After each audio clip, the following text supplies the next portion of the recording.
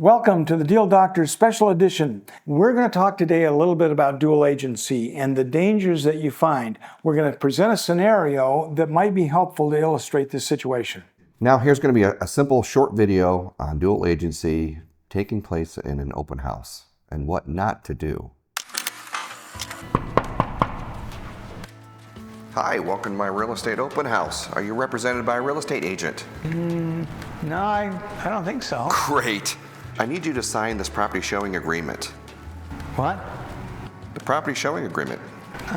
Okay. I really need to understand one thing though. Are you pre-qualified? And how much are you going to put down for a down payment? I don't know.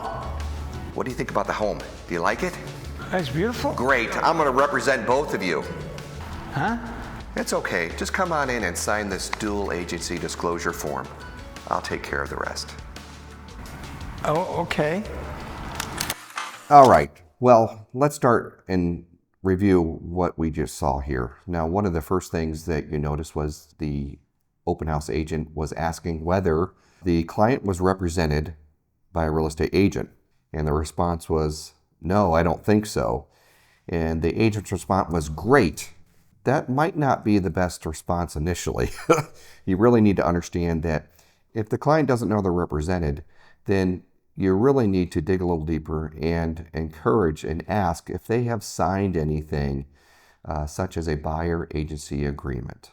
Another mistake that took place here was the listing agent is asking for the buyer to sign a property showing agreement. That's not required. As a listing agent, you do not have to have anything signed to show that property. Third thing was the agent asking the client, are they pre-qualified and how much they want to put down for a down payment. That is really confidential information that would probably be more appropriately addressed once under a buyer agency agreement is signed. But if you do want to try to explore and get confidential information, it is required that you get an agency disclosure form signed prior to discussing any confidential information. In that situation, the agent is making a decision for the two parties to become a dual agent. That's not their choice. That's not the agent's choice. It is the two parties that have to give permission to the listing agent to become a dual agent. The listing agent can't simply do it on their own. And so we have to be very, very careful that there's a very specific process if this is a legitimate dual agency situation. And keep in mind that just by having both a listing and a buyer sign a disclosure form that is marked dual agent doesn't mean that you are in dual agency yet. There's a lot more that's involved before you can actually enter into dual agency. Just very quickly, there are 7 documents that you're going to need to enter into dual agency properly. 1 is the listing contract. 2 is a disclosure regarding agency relationship, indicating you're working for the seller.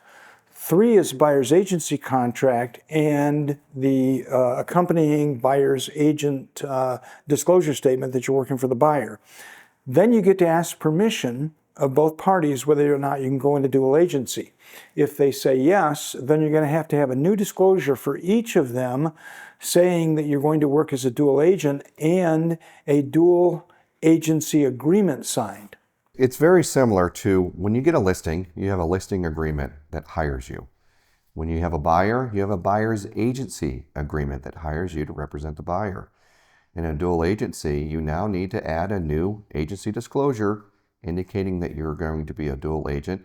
And now you need to have a dual agency agreement signed by both the seller and buyer, hiring you as a dual agent and actually getting their permission before you can enter into dual agency. You as the agent do not have the ability to make a decision on behalf of the clients to go into dual agency.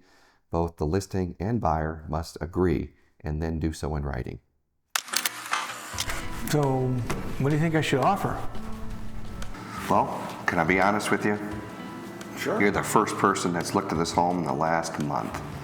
My seller needs to sell. I'd say let's recommend 10% below list price. See what happens. Really? Hey, they can always counter. Okay, if you say so. So I decided to present this offer to my seller. And my seller decided and said, well, wouldn't the buyer be willing to pay a little bit more? My response, I wouldn't risk it. Here, the agent has violated dual agency in that the agent has provided information that is detrimental to the other party by suggesting that this buyer write an offer 10% below the asking price. That's not in the seller's interests, is it?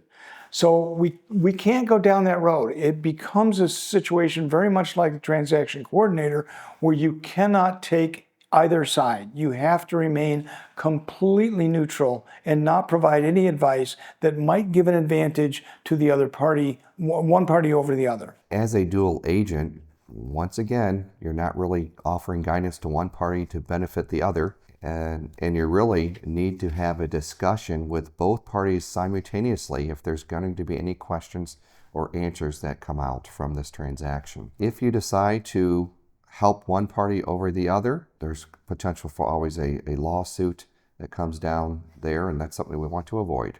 And if you're found guilty of undisclosed dual agency, you can count on giving up your commission. That's how serious it is.